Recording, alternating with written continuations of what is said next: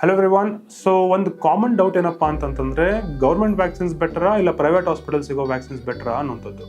ನೋಡಿ, government of India ಒಂದು schedule ಅಂತ ಮಾಡಿದೆ. Basically it's a time table. ನೀವು ಯಾವ ಏಜಿಗೆ ಯಾವ ವ್ಯಾಕ್ಸಿನ್ ಹಾಕ್ಸ್ಬೇಕು ಅನ್ನೋದು ಅದರಲ್ಲಿ ಇರುತ್ತೆ. ನೀವು ಮತ್ತು ನಿಮ್ಮ ಮಗು ಇಂಡಿಯಾದಲ್ಲಿ ಇರ್ತೀರಾ ಅಂತಂತಂದ್ರೆ ಆ ಶೆಡ್ಯೂಲಲ್ಲಿರೋ ಎಲ್ಲ ವ್ಯಾಕ್ಸಿನ್ಸ್ ಕೂಡ ಕಂಪಲ್ಸರಿ ನೀವು ಹಾಕ್ಸ್ಲೇಬೇಕು. ಇದನ್ನು ನೀವು ಬೇಕಾದ್ರೆ ಗೌರ್ಮೆಂಟ್ ಹಾಸ್ಪಿಟಲಲ್ಲಾದರೂ ಹಾಕ್ಸ್ಕೊಳ್ಳಿ ಇಲ್ಲ ಪ್ರೈವೇಟಲ್ಲಾದರೂ ಹಾಕ್ಸ್ಕೊಳ್ಳಿ. So it only depends on your affordability. But ಯಾವುದೇ ರೀತಿಯ ಸೈಡ್ ಎಫೆಕ್ಟ್ಸ್ ಆಗಿರಲಿ, ಸೇಫ್ಟಿ ಆಗಿರಲಿ ಹಾಗೂ ವ್ಯಾಕ್ಸಿನ್ನ ಎಫಿಕಸಿ ಆಗಿ ಬಂದರೆ ಎರಡು ವ್ಯಾಕ್ಸಿನ್ಸಲ್ಲೂ ಯಾವುದೇ ರೀತಿಯಾದಂಥ ಡಿಫ್ರೆನ್ಸಸ್ ಇರೋದಿಲ್ಲ. ಓಕೆನಾ? ಇದ್ರ ಜೊತೆಗೆ ಕೆಲವೊಂದಷ್ಟು ಆಪ್ಷನಲ್ ವ್ಯಾಕ್ಸಿನ್ಸ್ ಕೂಡ ಇರುತ್ತೆ.